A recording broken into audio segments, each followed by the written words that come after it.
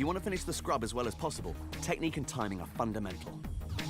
This technique is frequently used by professional riders and gives you a lower trajectory when compared to a simple jump. The aim is always the same, saving as much time as possible when flying. Okay, to perform a scrub, the bike and rider have to be going in different directions, but right before the wheels leave the ground. As you might guess, timing is essential. Move too early and you risk falling. Do it too late and you won't finish the scrub. You can't do a scrub on all jumps. Using it on small jumps or those that are very close is pointless, even risky. Study the tracks and look for the best points to scrub. Your times will visibly improve.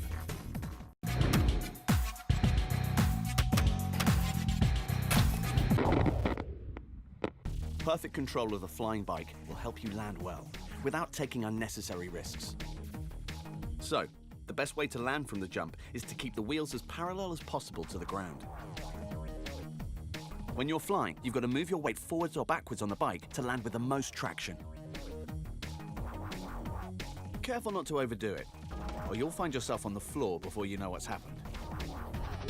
You can also use the accelerator and rear brake to steer the bike while flying. Using the former, the bike will point upwards. Using the latter, it will point downwards. One technique is no better than the other, and only practice will tell you which is more efficient for your riding style.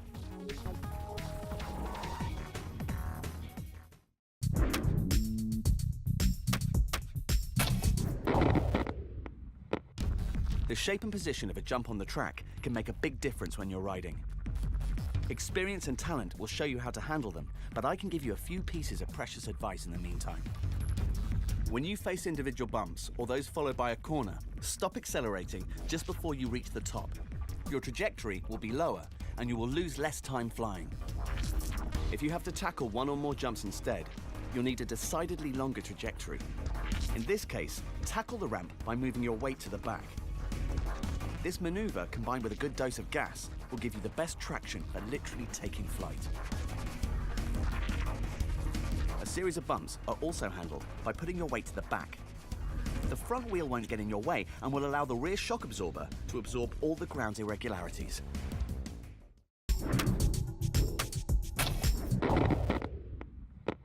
There are many ways of managing speed on corners, and you need different approaches according to the effect you want to achieve. On wide bends, just use the engine brake. If you calculate the distance well and arrive to the curve prepared, you shouldn't have to worry about the brakes. If you want powerful braking instead, use the front brake. It'll have an immediate effect with a short stopping distance. But don't overdo it. Only the best riders can do this without ending up face down in the mud. The rear brake is really useful when you want to combine braking and turning. Use it on hairpin bends or for tight, precise trajectories. When you accelerate, think about what kind of bend lies in wait and what kind of trajectory you want to set. On broad corners, keep straight and turn by dabbing the accelerator. If the corner is banked, lean into it, taking advantage of the inner side. This will enable you to leave the corner much faster and with the gas open. In both cases, remember that you can tighten the line of the curve even more by moving your weight to the front wheel. Never underestimate the importance of a good trajectory. If you want to be fast, this is where you need to start.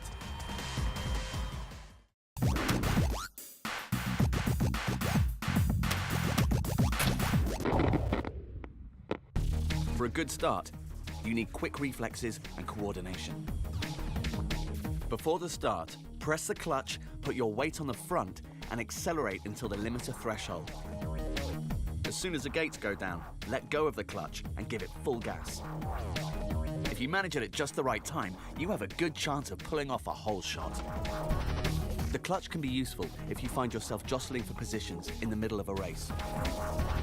On slow corners or hairpins, you need power and thrust to get going again. In these cases, hit the clutch and let it go immediately after accelerating. Once again, coordination is everything, but with a bit of practice, I'm sure you'll master this technique.